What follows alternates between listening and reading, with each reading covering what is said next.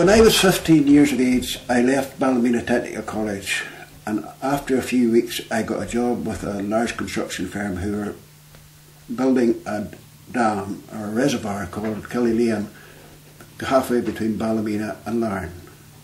My job was to lift all the stones from an area that was to be landscaped and sown out in grass. As I was only 7 stone weight at the time, and some of the stones were bigger than I was, it was a very hard job.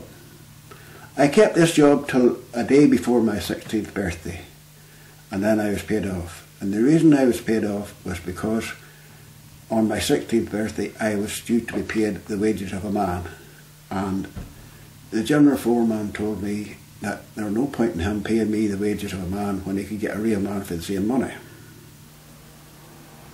And in August 1968, my father died, and my sister Annie, who lived in Lincoln, came home for the funeral. After the funeral, my mother and Annie discussed my future, and they decided that I would go back to England with Annie.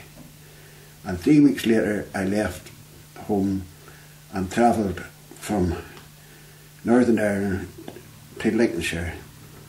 I travelled up to Belfast in the bus and got on the boat from Belfast to Haitian, and you didn't know anybody in the boat, and it was marvellous. I was only on the boat about half an hour or an hour when I met somebody from Portland who was going to Haitian, a man called, he has since died, a man called Rennie, and he looked after me very well until I got to Haitian and pointed me out onto the train for Lincoln.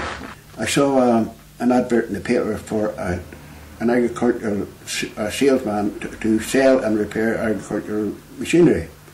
So I went for the interview anyway, about 2 or 3 days later, and the interview went very well, very well. The man was from Northern Ireland. That was just something I was really amazed at, that the man was actually from Northern Ireland that owned the business.